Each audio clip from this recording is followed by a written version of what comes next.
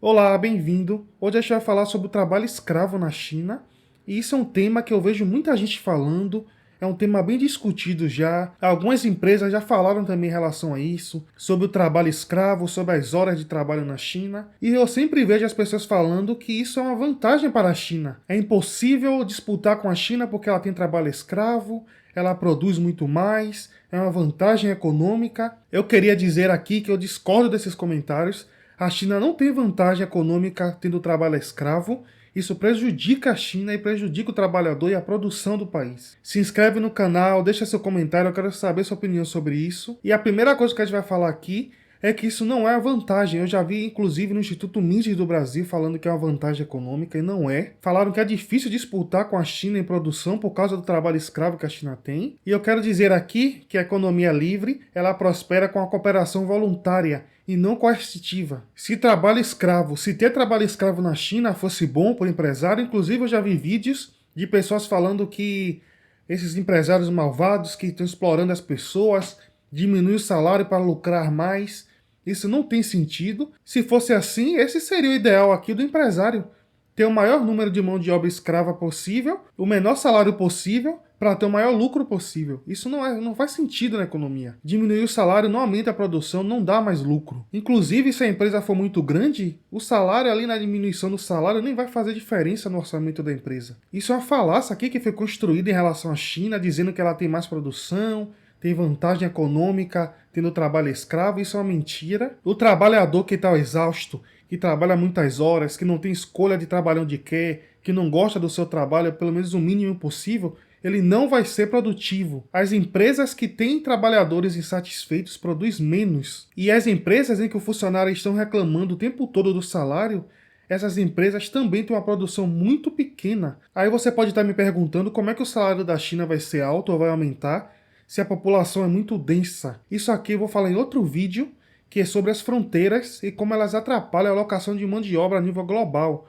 Uma pessoa que nasce na China, por exemplo, está condenado a trabalhar ali na China, no contexto que ele nasceu. Ele não pode sair dali para se qualificar, para ter um emprego melhor, que pague mais. Essa dificuldade aqui de sair do país, de mudar de país, prejudica as pessoas que poderiam prosperar em outros países, que pagariam melhor a ela, de acordo com o trabalho dela.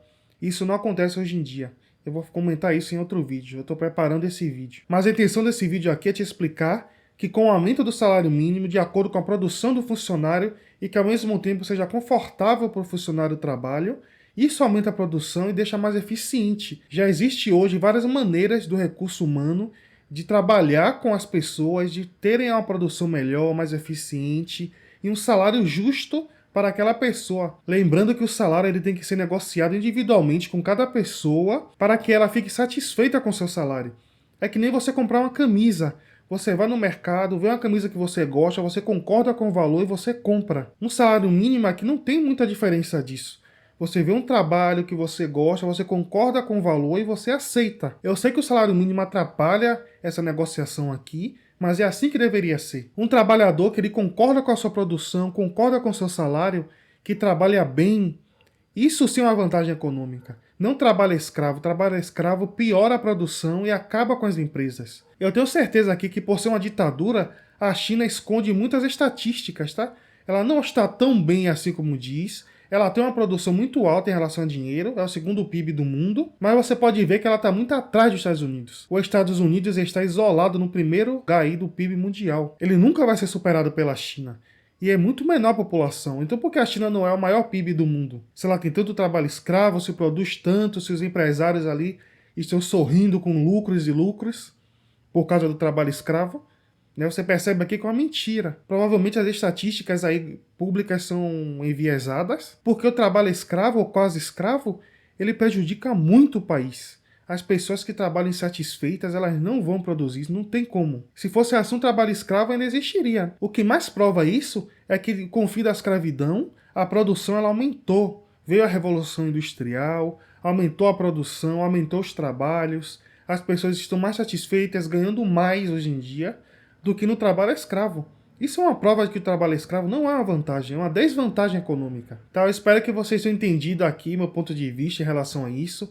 Eu quis fazer esse vídeo porque eu nunca vi ninguém falando sobre isso. Eu só vejo as pessoas falando que a China tem uma vantagem que é positiva isso para a China, mas não é positivo. E se alguém te mostra alguma estatística positiva, provavelmente é enviesada e é falsa por causa do contexto da China de ditadura. Se inscreve no canal, deixa seu comentário e até mais.